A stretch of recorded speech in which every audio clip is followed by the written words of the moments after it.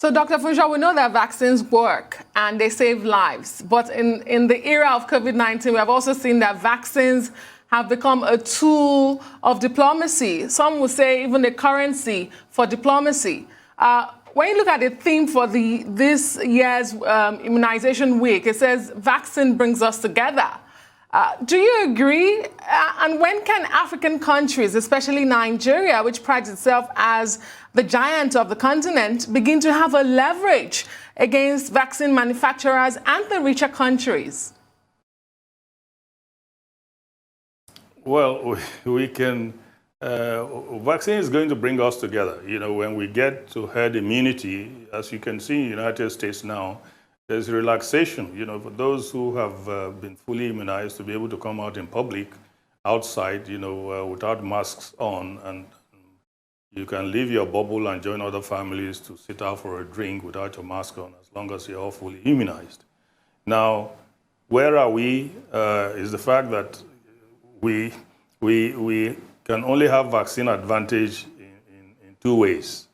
We either have the quantum of money, you know, to buy our vaccines and not suffer the humiliation of being beggars, or we start right now, we use the COVID-19 pandemic as a catalyst and a stimulus for us to start producing our vaccines in the country. We have the human capacity to do that.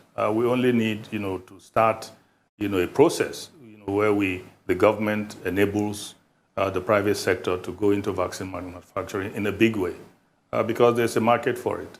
There will always be people to be immunized, particularly for childhood diseases. There will always be people to immunize, and because the population, you know, is increasing at a rather alarming rate, you know, if you ask me, there will always be a market, you know, for vaccines. So if the government creates the enabling environment and spurs the beginning of vaccine manufacturing in this country, there will not be, you know, going cap in hand, you know, begging for COVAX to supply us with vaccines that will meet our requirement. Okay, still on that, I'll carry on with that discussion on vaccine and investments, because one of the two-pronged agenda on your campaign is to increase investment in vaccines.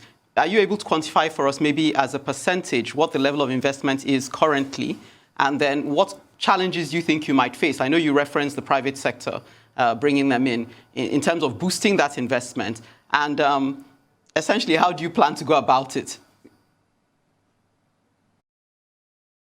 Well, I think, you know, through this kind of medium, you know, one is appealing to the government, you know, to take vaccine production in this country to be a matter of priority as one of the lessons learned from this campaign.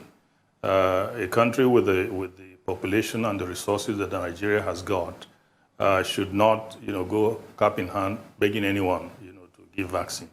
What does the government need to do? The government needs to initiate a process, you know, whereby the private sector will be enticed. We've seen them doing it, you know, with a lot of other areas in the manufacturing industry. To give them the incentive, it may be tax breaks, you know, and stuff like that, and assure them of a market. Because, like I said, the Nigerian population is huge as far as vaccine is concerned, and we can blaze the trail in Africa. Africa has a population of about 1.2 billion people, out of which, you know, at the minimum, 30 to 35%, you know, will be young people who need vaccination. So the market is there, but, you know, the government needs to, you know, start enunciating a policy that will encourage the private sector to come in and be confident that they will make profit, because that's the bottom line, you know, for any private investor. And Dr. Funsho, I just wanted to ask you briefly, have you been vaccinated against the COVID-19? And what's your message for Nigerians this week, immunization week? I have been vaccinated. I'm waiting for my second dose, which will come on the 10th of June. And my message basically is to let people know that, you know, vaccines have been around for a long time. Vaccines are safe. In fact, much, much safer now than they've ever been, you know, because, you know, the process of bringing a vaccine onto the market is a very rigorous process. It is not at the whims of the manufacturers.